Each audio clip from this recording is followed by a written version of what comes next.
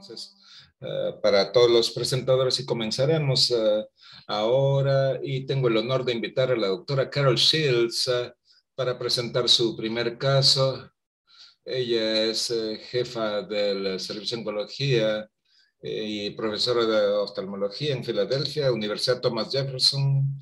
Es autora y coautora de 12 libros de texto y más de 140 artículos en revistas, 300 capítulos de libros de texto, como 700 charlas, y también ella maneja la parte de oncología en la Sociedad de Retina y también sirve en el comité editorial de diversas publicaciones. Además es mamá y ella puede hacer todo lo que nosotros no podemos. No sé cómo se las arregla, pero ella está con nosotros esta tarde y tenemos el honor de presentarla. Muchas gracias, Cecilia.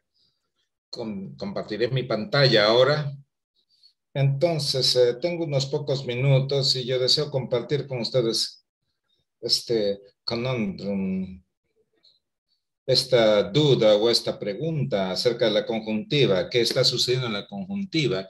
Y esto es algo que sucede en Filadelfia. Esta es una mujer de raza blanca, 62 años de edad, que tiene sensación de cuerpo extraño en el ojo derecho e hinchazón en el párpado inferior durante unos 5 a 6 años. Ustedes pueden ver que hay un poco de hinchazón en el párpado inferior derecho. Historia ocular bien, un poquito de sequedad en los ojos. Historia clínica bien, pero ella tenía hipotiroidismo. Historia quirúrgica negativa, excepto por una lumpectomía en la mama que fue negativa. Medicaciones, historia social y familiar, poco contributarias, revisión de sistemas negativa. Agudeza visual en el ojo derecho afectado era 20/30, ojo izquierda 20/25, pupilas bien, campo visual confrontacional y motilidad ocular intactas. Entonces, aquí la tenemos. Entonces, el ojo izquierdo, el fornix inferior se ve bien. Y bueno, ahora agárrense. El fornix inferior del ojo derecho no se ve nada bien. Hay algo que está allí en la conjuntiva tarsal. Y si nosotros miramos más de cerca, entonces se ve marcadamente empaquetado con células o lo que sea, bastantes vasos sanguíneos sin hemorragia.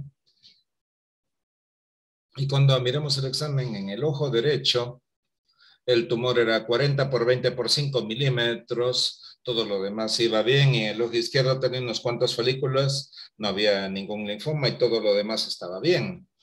Y el fondo de ojo estaba bien.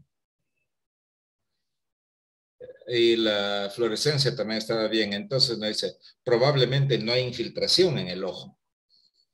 Entonces tenemos que hacer un diagnóstico diferencial aquí en el párpado inferior derecho. Para mí, esto tiene aspecto linfoide. Cuando vemos el linfoma, yo veo otras dos cosas, sarcoide y amiloide, ya que pueden verse. Entonces la idea es descartar un melanoma también, y no parece ser una neoplasia escamosa. Y aquí tenemos el diferencial. Hiperplasia linfoide reactiva benigna, papiloma, improbable, ya que no es epitelioide o epitelial. Linfangiectasia, granuloma piógeno, tampoco, improbable. Para malignos, quizás un linfoma, carcinoma de células escamosas, posiblemente un carcinoma sebáceo, o melanoma o metástasis de otro foco, porque había tenido una biopsia de mama anteriormente y podía ser inflamatoria, infecciosa, escleritis, priscleritis, sarcoide o lígneos en la parte del párpado inferior y miscelánea, amiloide, conjuntivitis folicular crónica o alguna forma de una conjuntivitis papilar gigante en forma atípica. Aquí la OCT del segmento anterior se ve bien, ojo derecho izquierdo, la córnea está bien, y por encima de la lesión en el párpado inferior derecho estaba bien empaquetada esta estructura con una masa sólida, no había quistes dentro de esta masa. Le tomamos una resonancia y la resonancia mostró el glóbulo ocular en el corte coronal muy bien, y en el T1 supresión de grasa también sin tumor, y en los cortes axiales T1 sin supresión de grasa y T1 con supresión de grasa, no había tumor. Entonces las órbitas estaban limpias. Entonces tenemos esto. ¿Y qué queremos hacer? ¿Cuáles son los siguientes pasos a tomar? Hacer una biopsia incisional. Esto podría estar bien. Una biopsia incisional, sacamos todo. Lo que hicimos fue, tomamos el párpado inferior y simplemente cortamos aquí toda la tarsal hasta el margen del párpado, hasta el canto lateral. Hicimos nuestro mejor esfuerzo para retirar todo lo que podíamos aquí de la conjuntiva tarsal. Y esto es lo que obtuvimos. Yo creo que ustedes podrían decir qué es, quizás con esta imagen. Entonces, esto nos muestra un depósito no celular de un material amorfo en este tejido subepitelial. Y luego, si nosotros miramos esta otra imagen, es positivo para la tinción. ¿Alguien conoce esta tinción? Rojo de Congo. Y si vamos más allá, vemos que tiñe para esta birrefringencia. Y esto es típico para la birrefringencia del amiloide. Entonces esto demostró ser amiloidosis del párpado inferior derecho y no tenía ningún otro foco de amiloidosis en otra parte del cuerpo. Entonces es un grupo heterogéneo de trastornos caracterizado por proteínas que no se han desplegado. Las proteínas se depositan en agregados fibrilares por fuera de las células y en H y E es rosado en rojo de Congo. Toma un rojo bastante marcado y en la birrefringencia muestra positividad. Y es una condición interesante. Entonces, esta es una tabla interesante que ha sido publicada por la Sociedad Internacional de Amiloidosis, esto para el año 2018, el Comité de Nomenclatura, y hay diferentes tipos que pueden afectar la región ocular. Entonces, en primer lugar, tenemos la AL, cadena ligeras de inmunoglobulina, y esta puede afectar la conjuntiva, párpados, la órbita, músculos también. Luego tenemos este AGEL, que esta puede afectar la córnea. Y luego, esta es la que se ve más comúnmente y es esta. Aquí tenemos otra, perdón. AKER y ALAC. Y estas pueden afectar la córnea también. Pero la que escuchamos más a menudo es la trans-TTR, ya que puede afectar el vítreo. Entonces, verificamos todos estos diferentes tipos y el tipo más común es AL o AGEL, afectando la conjuntiva. Entonces, hace algunos años escribimos una revisión con Hakan Demirci, una revisión sobre amiloidosis. Es una entidad rara, más comúnmente es una enfermedad localizada en la conjuntiva, con 6 pacientes. Nos tomó como 30 años juntar 6 pacientes, mayormente en sus 60s, mayormente mujeres, y mayormente en los casos había circunscripción de la enfermedad contra difuso, había algo de vascularización en la masa y hemorragia subconjuntival recurrente, y era localizada en 83% y no localizada o sistémica en un 17%. Revisamos la literatura de 50 casos reportados de amiloidosis conjuntival, casi el 90% de estos son localizados en la conjuntiva, solo un 6% corresponden a compromiso sistémico. Y siempre les pedimos a estos pacientes que se les haga el manejo sistémico. El manejo sistémico incluye una ecocardio y electroforesis de proteínas en el suero para descartar mieloma, linfoma, plasmocitoma y una gamapatía monoclonal. Entonces se hizo todo esto en esta paciente y fue negativo.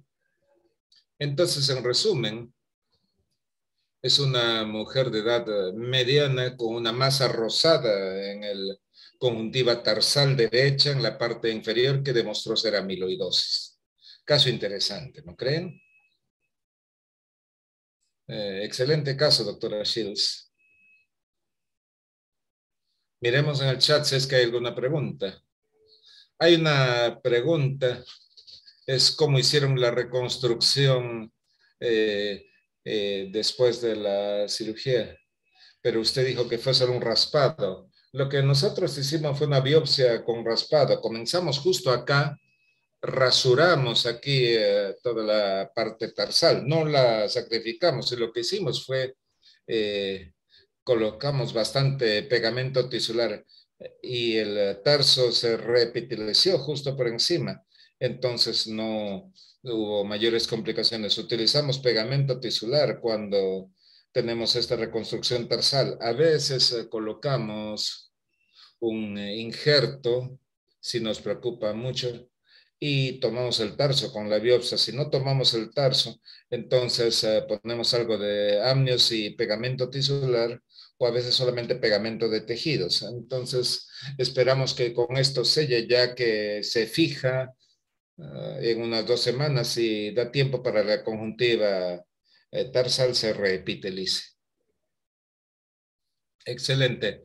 Un comentario acá en Brasil tenemos muchos casos que pueden ser similares a este, los cuales corresponden a infecciones micóticas transmitidas por contacto con gatos, esporotricosis, y también hay hiperemia conjuntival y otros hallazgos, pero creemos que es un diagnóstico diferencial importante para los pacientes en Brasil. Creo que veo un caso por semana de eso, entonces es algo que es bastante común para nosotros. Y transmitido por, es un hongo, ¿se ve igual o tienen leucoplaquia en la superficie? No tenemos leucoplaquia. Es lo mismo, pero no se ve tan amarillo como este nido celular que usted mostró, pero es bastante parecida. También tenemos agrandamiento de ganglios linfáticos y tenemos hiperemia. Y los pacientes se quejan de una suerte de conjuntivitis crónica, pero el aspecto de la lesión es similar. Entonces sería un muy buen diagnóstico diferencial. La otra cosa que vemos en los Estados Unidos es Bartonella, fiebre por arañazo de gato, enrojecimiento de los ojos, a veces hinchazón del párpado superior e inferior, y esa es otra razón para hacer la excisión buscando la presencia de una infección. Hemos tenido también otros casos de enfermedad micótica que son bastante similares también. Cecilia tiene 4 o 5 de estos casos. Tenemos 2 o 3 casos de otras condiciones, pero hay otra forma de micosis que no conocía y ahora rinosporidiosis, pero tiene puntos blanquecinos en la lesión que pueden ser totalmente diferentes a esto. Quizás si usted lo captura al inicio podría tener el diagnóstico diferencial, pero tiene estos puntos blanquecinos típicos. La rinosporidiasis, como usted menciona, las personas como la obtienen por nadar en agua infectada. Aquí en el trabajo agrícola, el trabajo con la tierra contaminada. Y tienen estos pequeños puntos blanquecinos en la superficie de un aspecto totalmente diferente en la patología. Y una cosa que quería preguntar es que nosotros tenemos en la microscopía confocal, que es más fácil para mí, mi hermano trabaja en eso y me facilita las cosas. ¿Piensa usted que sería útil para este caso hacer microscopía confocal? ¿Que veríamos o se vería algo diferente? No sé si usted tiene alguna experiencia con ello. Siempre he pensado en la microscopía confocal como lo mejor para las lesiones epiteliales.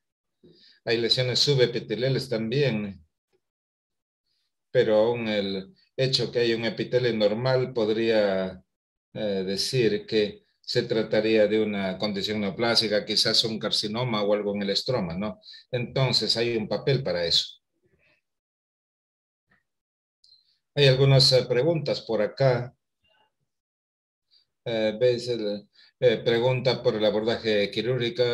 Tenemos el diagnóstico sobre la base de la presentación clínica, entonces, ¿cómo lo hacemos? No estábamos totalmente convencidos. Pensamos quizás esto es un linfoma tarsal típico, entonces decimos, bueno, eh, lo retiramos y luego trabajamos con todo el tarso o sacamos todo el tarso en caso de sea una hiperplasia linfóide, un linfoma.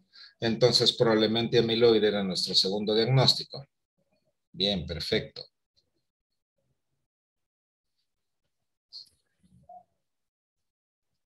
Hemos tenido algunos casos de amiloidosis conjuntival y todos estos eran solo conjuntivales, enfermedad localizada. Y tuvimos un caso también de amiloidosis que tenía compromiso sistémico. ¿Y cómo era el caso sistémico? Había depósitos retininos, pero había algunos que eran diferentes. ¿Y cuáles son las claves para determinar enfermedad sistémica? Cuando vemos esta amiloidosis conjuntival, el 90% de las veces está justo en la conjuntiva, no está en otra parte. Y siempre se hace electroforesis de proteína, manejo diagnóstico como era mieloma para estar seguro si este paciente era colega y tenía amiloidosis en estas placas y también tenía linfoma en forma sistémica. Entonces pensamos que esto estaba relacionado, ya que siempre buscamos linfoma. Muy interesante. Es un caso de como 20 años atrás. Creo que tenemos una pregunta más. ¿Qué exámenes consideraría como absolutamente necesarios si tenemos los otros estudios antes de hacer el rasurado y en caso haya otro tipo de condiciones? Bueno, ¿qué pruebas? Yo diría que no necesitamos hacer un OST entre los segmentos, no necesitamos VM. Yo diría que podría tomarse un ultrasonido para asegurarse que no se extienda hacia la órbita, ya que allí es una situación totalmente diferente. Y si no es así, entonces no necesitamos hacer una resonancia. Pero si sí fuera, hay que tomar una resonancia. Entonces, la prueba que sería de ayuda sería el ultrasonido y de ser positivo hacia la órbita, tomar una resonancia. Y si es negativa, no tomar una resonancia. Y la mayor parte de las veces, cuando un paciente tiene amiloide en la conjuntiva, restringido a esa área, entonces la cosa va bien. Tenemos una pregunta. Si esta lesión no hubiera sido resecable en toda su extensión, si tuviera ptosis, ya que hay amiloidosis, depósitos de amiloide en los fórnices, ¿haría usted algo más para este paciente? ¿O podría hacer algo más para este paciente sabiendo que es amiloidosis? Bueno, puede haber compromiso muy difuso y ser una condición no resecable. Si está en el tarso, en el elevador, entonces no necesariamente capturamos, le decimos al paciente, mire, hemos sacado el 90%, existe la probabilidad que de aquí a 10 años retorne. Y si no le gusta el alto de su párpado, podemos elevarlo. Entonces hay que hacerlo mejor para que se vea bien, ya que cuando hay compromiso difuso en la órbita, entonces ahí realmente llevamos la de perder. Aún con esta que rasuramos, yo no creo que hemos sacado el 100%, quizás hemos sacado el 90% y probablemente esto retornará. Y cuando retorna, usted puede resecarlo, rasurarlo otra vez. Ya que tuvimos un caso de amiloidosis que estaba justo en el músculo elevador. El paciente tenía tosis y había una masa en el fornis superior, lo resecamos, aparte de él, vimos que el músculo estaba en amarillo, tomamos una porción, levantamos un poco, entonces estaba mejor, pero no era perfecto, por cierto.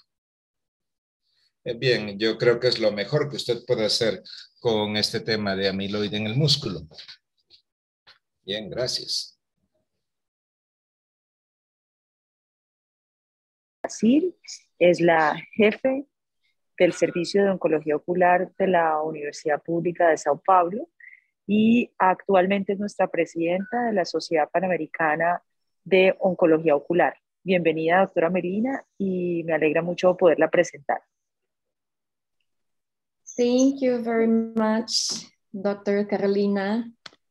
And I'm going to present one case. It's a simple but difficult, I would say, case that I want to show you. It's from a young patient. He's 32 years old. He came from Haiti to Brazil. Hacia Brasil, no tiene enfermedades sistémicas, serología VIH negativo y tiene una lesión en el ojo izquierdo por 2 años, pero se queja que está creciendo un poco más rápido en estas últimas semanas. Esto ha sido justo ahora en la pandemia y yo quiero mostrarles acá. Tiene el ojo izquierdo y ustedes pueden ver esta lesión por encima de la córnea y por encima de la conjuntiva vulvar medial. Yo quiero señalar acá que ustedes ven algunas partes pigmentadas en esta lesión, pero ustedes ven acá esta materia blanquecina, yo diría de aspecto de queratina, y al pensar en el diagnóstico diferencial, aun cuando hay una parte pigmentada de la lesión, yo diría, tenemos residentes acá y hay que ilustrar todo esto. Entonces, cuando vemos acá esta lesión blanquecina acá y con queratina, entonces pensar en un carcinoma conjuntival. Y aún especialmente cuando el paciente nos dice que ha tenido mucha exposición a la luz solar. Otra cosa que yo quisiera decir es que si usted tiene dudas, entonces a veces utilizamos azul de toluidina para el diagnóstico diferencial, ya que esto es bueno para las lesiones epiteliales tales como los carcinomas de células conjuntivales.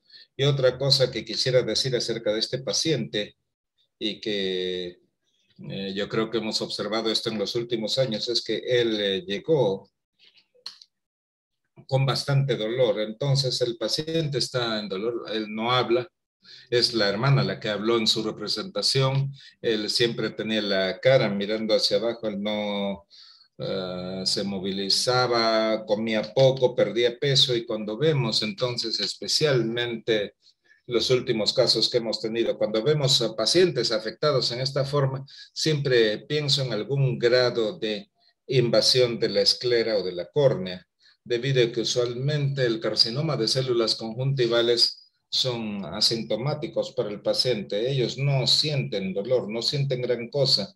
Entonces, cuando vemos un paciente de este tipo, vemos acá cierto grado de mayor compromiso del ojo. Entonces, en este caso es importante ir para el UVM, ya que sospechamos de cierto grado de invasión. Entonces, aquí vemos esta imagen axial, vemos la córnea central, vemos el tumor alineado en la córnea, pero no invadiéndole. Aquí, en el meridiano de las 3, podemos ver que tenemos ya un pequeño grado de invasión justo aquí en la córnea. Entonces, pero aún tenemos 300 micras de córnea saludable por debajo. Entonces, el problema más grande estaba aquí en el meridiano de las 7, a nivel nasal inferior. Vemos entonces que tenemos un grado mayor de invasión de la córnea, tenemos 260 micrones de córnea saludable, pero todavía pero no tenemos invasión al interior del ojo. Entonces aquí hay que pensar, bueno, ¿qué vamos a hacer con este paciente? Ya que este paciente especialmente estaba en el sistema de salud público, entonces, bueno, no tenemos aquí braquiterapia y esto era en la pandemia, entonces tampoco teníamos membrana amniótica, pero al ver este tipo de imagen en el UVN, cuando tenemos todavía algo de córnea por debajo del tumor, todavía pienso que puedo resecar este tumor y salvar el ojo para este paciente. Entonces, decidimos continuar y tratar a este paciente con cirugía. Entonces aquí estamos en el día de la cirugía.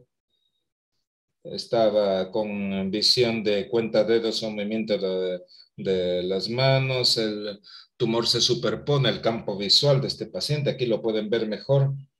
Y este es el posoperatorio inmediato. Retiramos el tumor. La córnea estaba un poco adelgazada, por cierto, en esta área, como les hemos mostrado acá. Hicimos crioterapia 2 veces en los bordes conjuntivales, al igual que en la córnea y en la esclera. Luego jalamos la conjuntiva superior e inferior, las pusimos bastante cerca y todavía quedaba un área de esclera e hicimos un trasplante de la conjuntiva temporal inferior hacia la parte media. Y es así como cubrimos entonces todo el campo operatorio.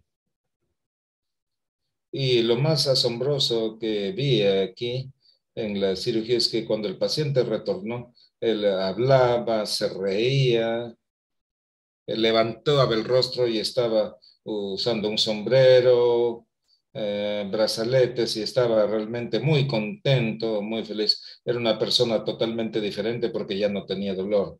Y este es el paciente algunas semanas más tarde. Y ahora creo que tenemos casi un año o un año y medio de evolución. El paciente está en buenas condiciones y no sé cómo tiene 20/20 de visión, aun cuando la córnea es muy delgada en la parte medial, pero él realmente está en buenas condiciones sin dolor.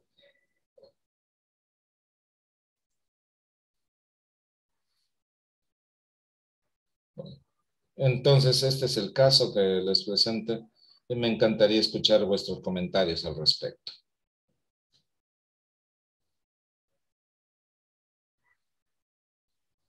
Preguntas. Para comenzar, yo creo que aquí en estos pacientes vemos muchas de estas condiciones. Hay bastantes tumores y a veces es difícil para nosotros hacer la cirugía y realmente hacer las cosas tan bien como las hizo usted en este caso. Así que felicitaciones, es un caso hermoso. Y tengo algunos pocos casos como esto, pero uno de ellos se presentó de forma similar y al retirar el tumor de la córnea hubo perforación y tuve que pedir ayuda, por cierto, para la reparación, y después de ello el paciente fue a trasplante de córnea y le fue bien por algún tiempo, pero luego se perdió el seguimiento y no sé qué pasó con ella. Y es muy difícil cuando tenemos estas áreas tan adelgazadas, pero usted ha hecho un buen trabajo. Excelente. Gracias. Hay algunas preguntas. No sé si la doctora Carol quiere decir algo al respecto. Iba a preguntar, ¿la patología mostró un carcinoma células escamosas? Sí, eso fue el diagnóstico. Y es una persona joven. ¿VIH positivo? No, negativo. Fue lo primero que pensamos, ya que buscamos inmunosupresión o algo similar, pero él no tenía ninguna otra comorbilidad, le estaba en buenas condiciones, fue asombroso. Entonces, muy diferente a lo que esperábamos. Cuando vemos estas neoplasias escamosas de cualquier tipo en estas personas, siempre pensamos en VIH o receptor de trasplante hepático, enfermedad autoinmune o fumador empedernido o fumador de cigarrillos electrónicos. En el Journal of Ophthalmology no pude publicar este caso. Un paciente que era fumador de cigarrillos electrónicos por muchos años y él vino a vernos desde Texas. Nosotros retiramos la lesión y fue un carcinoma células escamosas y pensamos que era por este vapeo, ya que está bien establecido que el hábito de fumar está relacionado con el desarrollo de neoplasias escamosas en el pulmón, los bronquios y en la conjuntiva. Entonces es algo que hay que preguntar. Ajá, muy interesante. Ese es un nuevo problema. Yo no creo que vemos tanto vapeo en los Estados Unidos. ha bajado un poco, pero todavía puede estar bien difundido en todo el mundo. Aquí vemos bastante. Pero no le hicimos la pregunta. Es un punto interesante a conversar con el paciente. Excelente resultado.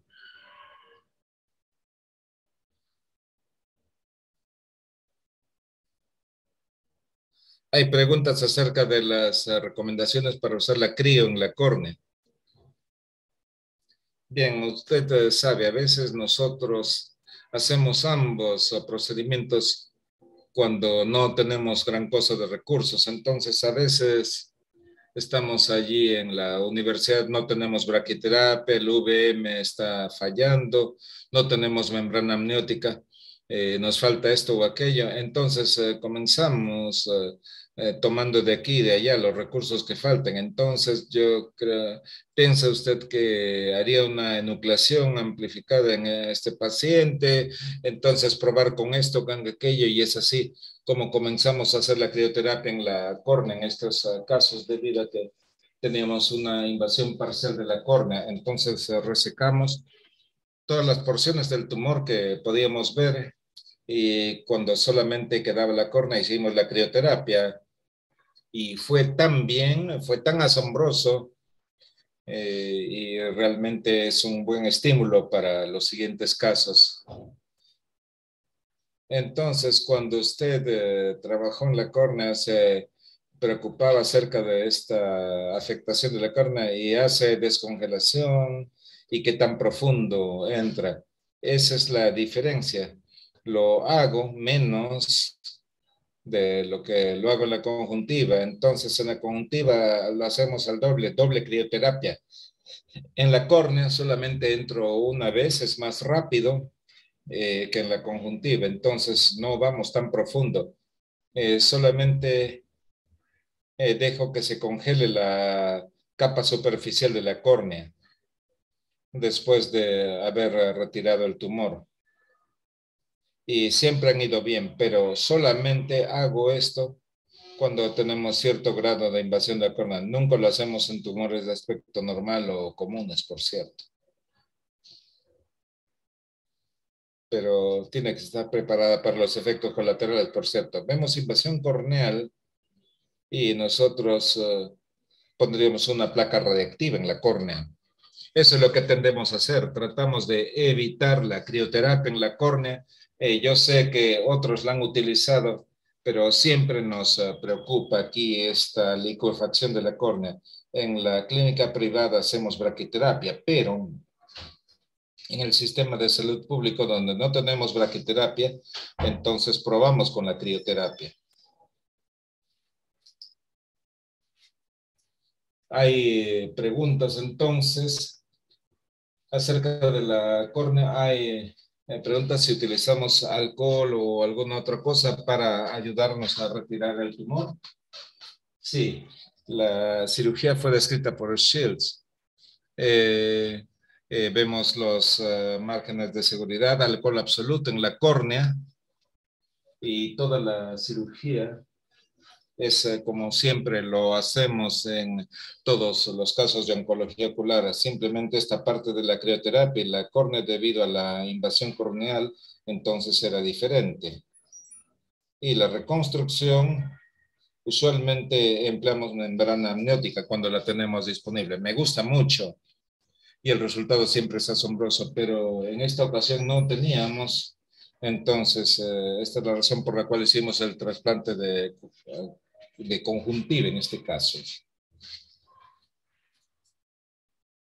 Entonces, ¿cuál sería su tratamiento de elección para el carcinoma de células escamosas cuando invade la córnea? Todas las opciones de tratamiento están disponibles. ¿Y cuál sería su elección en todo caso?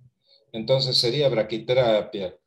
En condiciones perfectas sería la técnica estándar, tener los márgenes de seguridad, alcohol absoluto, la crioterapia doble en el margen conjuntival y la braquiterapia. Esta sería entonces la cirugía perfecta para este paciente. Y también en la braquiterapia ¿Qué dosis utilizaría? Esta es una pregunta de la doctora Shields. Entonces, cuando tratamos melanoma, utilizamos 7,000 rats. Cuando tratamos el carcinoma de células escamosas y la invasión hacia la esclera o hacia la córnea, utilizamos 6,000 rats. Entonces, es ligeramente menos de lo que utilizamos para el melanoma. Y luego, para el retinoblastoma, es 3,500 rats.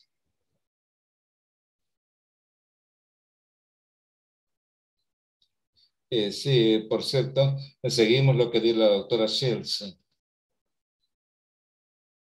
A veces puede tratarse de diferentes protocolos. Algunos años atrás publicamos 15 casos que tenían invasión corneal o escleral, todo documentado en el VM y todos respondieron a la radioterapia. En los 70s, principios de los 80s, teníamos que nuclear estos ojos cuando teníamos invasión. Entonces, raramente enucleamos ahora un ojo con carcinoma de células escamosas. Ya no lo hacemos así. Aquí todavía lo hacemos y es una situación bastante triste, pero sucede. Una pregunta más. ¿Utiliza quimioterapia tópica en el postoperatorio? No, no la usamos, especialmente porque tenemos una parte muy delgada de la córnea, entonces tendría mucho temor de utilizar mitomicina, 5-fluoruracilo, y si tengo que hacer algo, lo haría con interferón, pero si tenemos un margen profundo afectado, entonces interferón no sería lo más adecuado para este caso. Entonces no lo hacemos, simplemente hacemos la resección lo más profundo que se pueda, la crioterapia, y luego rezar para que funcione. Solo un comentario. En los Estados Unidos, interferón todavía no está disponible. Entonces, desde la COVID, hemos perdido todo nuestro interferón. Pensé que lo teníamos, no. Lo tuvimos por algún tiempo, pero luego todos los suministros se depletaron. Ya quizás lo tengamos de vuelta y he escuchado que en Europa interferón pegilado ya retornó. Entonces, esta es una forma de interferón que tiene duración más prolongada. Entonces, hemos pasado temporalmente a 5-fluoracilo cuando necesitamos utilizar tópicos. Afortunadamente, ya hemos pasado a 5-fluoracilo algunos años antes de la pandemia por los costos o debido a que los pacientes en el sistema de salud pública no pueden costear interferón. Entonces, hemos visto que muchos de ellos comenzaron a usarlo, pero luego dejaban el tratamiento porque no podían pagarlo. Entonces, ya hemos pasado de 5-FO con buenos resultados, pero hay algunos casos donde necesitamos interferón. Entonces, no lo tenemos ahora y es muy difícil en algunos casos, especialmente en pacientes con escleroderma pigmentoso, pacientes en los cuales hacemos inyecciones subconjuntivales de interferón. No tenemos nada que lo reemplace en estas inyecciones subconjuntivales. Pensé que lo tenían en los Estados Unidos, pero ahora ya sé que no lo tienen y digo, Argentina tiene interferón. Entonces ese es el lugar para conseguirlo y Argentina nos va a ayudar. India también lo tiene, ellos hacen su propio interferón. Y en Argentina es poco costoso. Hablábamos con Carolina acerca del costo de interferón en Argentina, es muy barato. En Brasil lo tenemos disponible y el lugar donde fabrican las gotas de interferón es en Sao Paulo. Entonces mis pacientes no podrían utilizarlo ya que a veces cuesta como 600 reales y que pudiera durarles al menos por un mes. Entonces, imagínense un costo como de $50 y luego ir a otro estado donde cuesta $300, ¿no? Entonces es bastante costoso para nosotros. Entonces hay bastantes retos en cada lugar. Bien, ahora Tengo el honor de presentar a la doctora Carolina Gentile. Ella es oncóloga ocular con más de 20 años de experiencia y trabaja en instituciones prestigiosas como el Hospital Italiano de Buenos Aires, donde es jefa de la sección de oncología ocular, y también es parte del grupo PAOS, y tengo el honor de conocerla el año pasado. Entonces es un honor tenerla a usted este año, Carolina. Bienvenida. Saludos a todos. Es un honor para mí estar con ustedes. Muchas gracias por la invitación.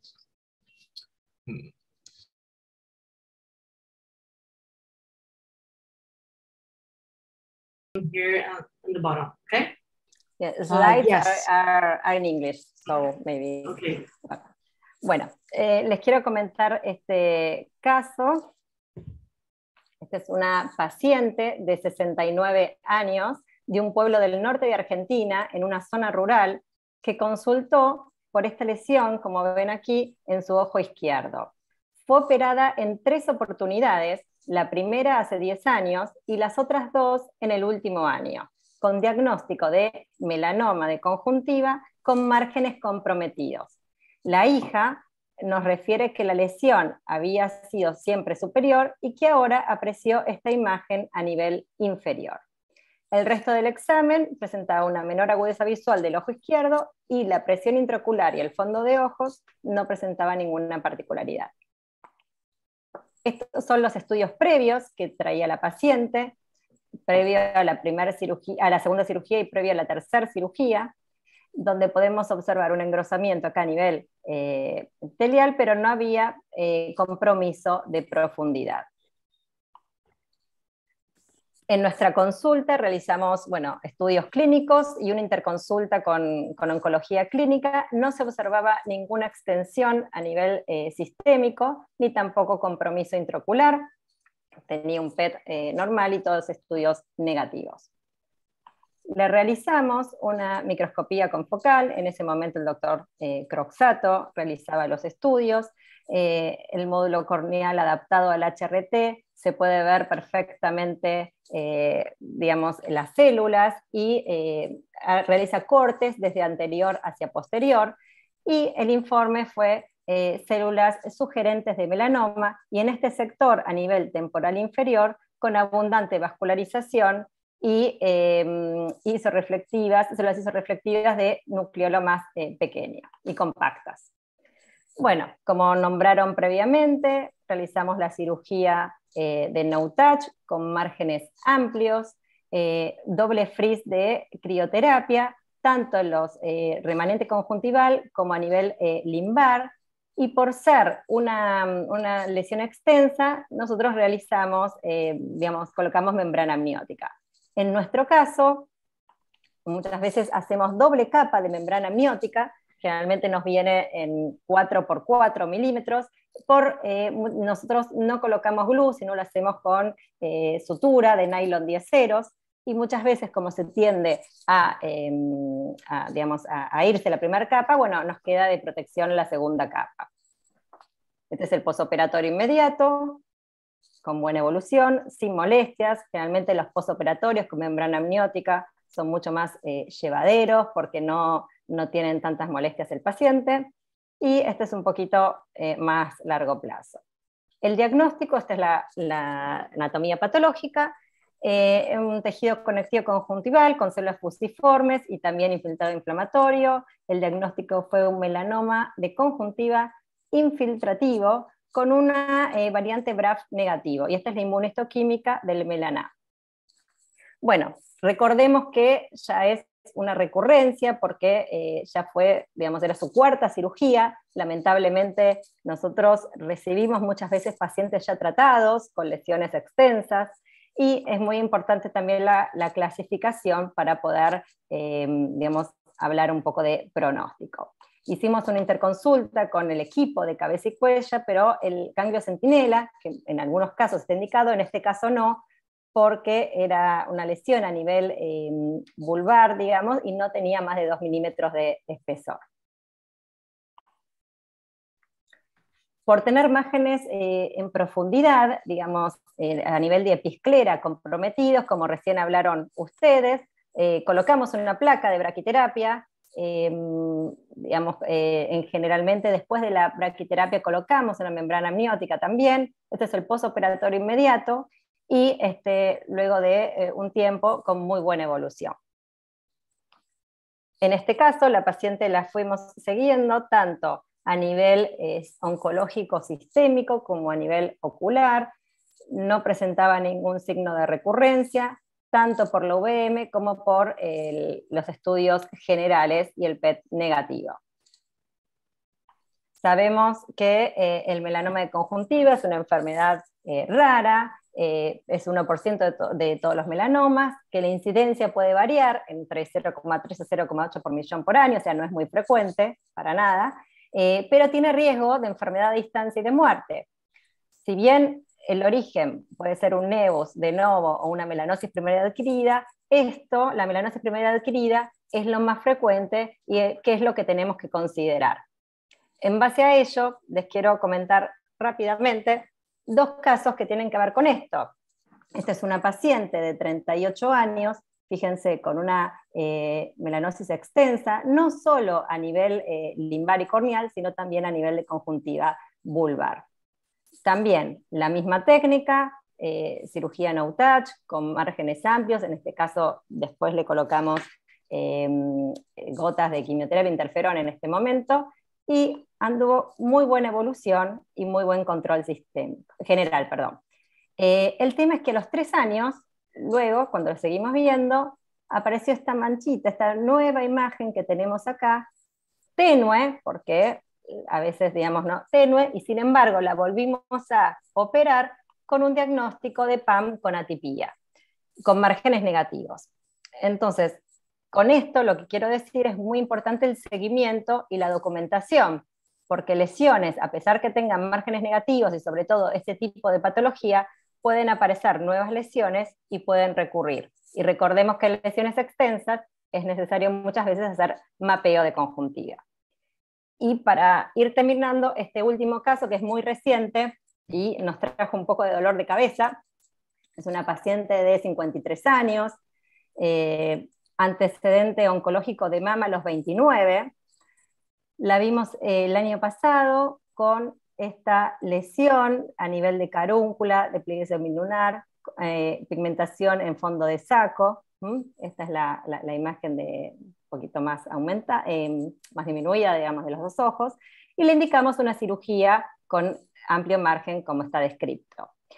La paciente tenía miedo, mucho miedo al COVID. Nosotros trabajamos en un hospital general, en un hospital donde había muchos internados por COVID, entonces ella decidió realizar la cirugía en un centro más pequeño, en otra institución. Nos refiere que a los 4 meses de realizar la cirugía volvió a aparecer la misma lesión, e incluso con un componente más epitelial acá. Esto es cuando nos consulta, que fue este año, hace muy, muy poquito. Vemos que tenemos un componente léntico acá a nivel de la piel. Tenemos una pigmentación más profunda en lo que sería la carúncula, por así decirlo, y pigmentación en el fondo de saco. Realizamos una cirugía, incluso junto con la gente de nuestro equipo de oculoplástica también. Acá está el punto de la cirugía, colocamos membrana amniótica y también hicimos crioterapia. En este caso, el diagnóstico, la localización no es muy buena, como está descrito, y el diagnóstico no fue una melanosis con atipía, como en cirugías previas. Antes le había dado una melanosis con atipía severa. En este caso fue un melanoma infiltrativo, y en la conjuntiva de fondo de saco, atipía severa. Con lo cual estamos evaluando todos estudios sistémicos, incluso viendo la posibilidad de realizar ganglio centinela y obviamente ampliación de márgenes, porque no hay un buen margen de seguridad, sobre todo a nivel de la conjuntiva palpebral. Hay muchas publicaciones sobre tumores de conjuntiva pigmentados, excelentes, digamos, que describen digamos, las características, los factores de riesgo, las clasificaciones, los tratamientos futuros, los biomarcadores. Pero bueno, lo más importante, a tener en cuenta, o es lo que estoy rescatando, es que cuanto más avanzado el estadio en la clasificación T, o sea, tenemos más riesgo de recurrencia, lo mismo que historia de cirugías previas, la localización no vulvar, es decir, localización en fondo de saco, bueno, en otras zonas más de riesgo, y a nivel patología, la ulceración y el espesor. Entonces, como conclusión, recordemos que el primer tratamiento es el más importante para no llegar a casos como este. Lamentablemente, como expliqué previamente, recibimos muchas veces pacientes ya operados, o con 2 o 3 recidivas, y en algunos casos es muy difícil después un tratamiento completo, pero bueno, son desafiantes esos casos. Recordar hacer una cirugía de no touch con amplios márgenes y tratamiento con crío o con mitomicina o con interferón, de acuerdo a cada caso. En las lesiones con melanosis primaria adquirida, y tener cuidado o tener en cuenta la localización no vulvar, tener en cuenta las características de la patología, si es posible la evaluación genética, como el BRAF en algunos casos puede servir en el caso de los melanomas, y sobre todo seguimiento periódico, documentación para poder establecer si hubo una progresión o no, y en oncología es muy importante el trabajo en equipo con el patólogo, con el oncólogo, como para, bueno, un mejor manejo del paciente. Bueno, muchas gracias a todos por su atención. Perfecto, Carolina. Si tiene preguntas, if you have any questions, feel free to ask them. Such great cases. I would like to ask Dr. Carolina and Dr. Shields, do you use, how is your experience with interferon for PAM, for acquired melanosis? Because we usually use mitomycin here in these cases. Yes, we usually use mitomycin, as you said, but sometimes, for example, if it's an melanosis without otypia or something like that, maybe we use interferon, yes. But in this case, for example, in the last case, I use mitomycin. So we found that cryotherapy is very effective for PAM, very effective. So if you're removing PAM, and maybe you can't remove it all. Y quizás si no puede retirar todo, usted puede congelar lo que quede en el momento de la cirugía. La crioterapia es muy efectiva. Nuestra segunda opción podría ser mitomicina C, después que el tejido esté cerrado y cicatrizado, y por lo menos 1 o 2 meses de seguimiento arrancamos con mitomicina C. No hemos encontrado que interferón sea tan efectivo. Lo hemos utilizado quizás unos 30 casos, pero no hemos encontrado que sea tan efectivo. Puede funcionar, pero no estamos tan seguros. Primero crío, segundo mitomicina C. Doctora Shields, ¿cómo maneja usted el melanoma en la carúncula? Hacemos 2 procedimientos quirúrgicos. Yo trabajo con otro cirujano cuyo trabajo es rotar el ojo, mantener el sangrado en un mínimo, y yo hago una resección quirúrgica amplia, profunda, la retiramos, y luego una vez que se ha retirado, tomamos una biopsia de la órbita.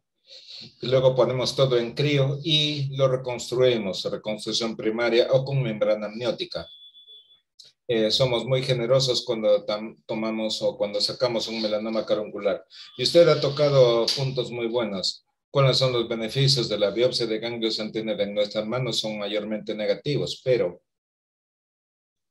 el melanoma T1 es vulvar, T2 es fornix y tarso. Nos gusta tener biopsia de ganglio centinela aquí, T3 órbita, definitivamente biopsia de ganglio centinela, y T4 nunca lo vemos cuando está en el cerebro, para comenzar. Entonces, para T2, 3 y 4, siempre tenemos biopsia de ganglio centinela. Para si es T1, 2 milímetros o más, para justificar hacer la biopsia de ganglio centinela. Y nadie le va a criticar si usted hace una biopsia de ganglio centinela a todos. Simplemente usted debe tener un buen otorrino o persona de cirugía plástica facial que va a inyectar el tinte y luego rastrearlo hacia los ganglios submandibulares o preauriculares y tomar la biopsia. Y en nuestras manos, todos los pacientes con melanoma en la conjuntiva, se les envía el tejido en busca de biomarcadores, tal como hicieron ustedes, buscando NRAS o NF1 o ATRX. Debido a que todos estos son RAF, todos estos son importantes, puede haber invasión orbitaria o metástasis, BRAF positivo, podemos utilizar entonces Drofanib para tratarlo. Entonces es por lo menos un paso en esa dirección.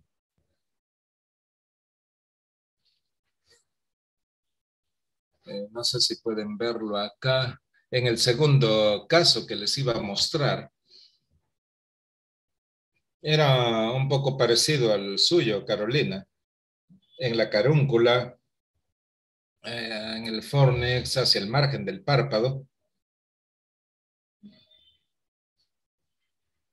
Y esto tiene que ver con su pregunta. ¿Cómo aborda usted este paciente? Entonces usted ve que tenemos la conjuntiva hasta el limbo, ya que si cuento 5 milímetros como margen de seguridad, entonces vamos hacia el limbo. Y conforme llegamos al margen del párpado, también contamos 5 milímetros como margen de seguridad hacia el párpado. Superior, inferior, medial y en la conjuntiva. Entonces lo sacamos en una sola pieza y lo reconstruimos con membrana amniótica para la parte lumbar, vulvar del melanoma, y después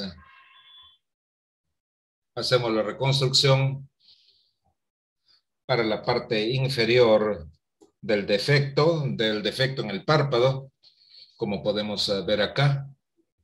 Y aquí tenemos el cierre. Un paciente bastante parecido al suyo. Y yo creo que es lo más importante. La primera cirugía es la más importante. Tiene que trabajar con mucho cuidado con estos melanomas, muy especialmente. El melanoma, aprendí a respetarlo bastante. Puede verse pequeño, pero siempre es malo. Y cuando va a la conjuntiva tarsal realmente es malo. 2 o 3 años atrás vimos una recurrencia de melanoma conjuntival y uno de los factores de riesgo fue cirugía previa en algún otro lugar. Entonces, como oncólogo ocular, si tiene esto y tiene una lesión pigmentada y la llaman por eso y no sé lo que es, simplemente díganles que le envíen completa. No tomen una biopsia, envíenla entera. Ya que si es un nevus puede manejarlo, pero si es un melanoma es muy importante y lo que usted ha dicho es muy importante. No tocarlo. No tocar estas lesiones pigmentarias, enviarlas del saque. Quizás este es el mensaje. Sarah Copeland, cuando trabajaba en Liverpool, escribió un artículo completo al respecto. Hicieron una auditoría de todos los melanomas que vieron y encontraron que los que fueron manejados inicialmente en otros lugares tenían un riesgo significativamente mayor de recurrencia.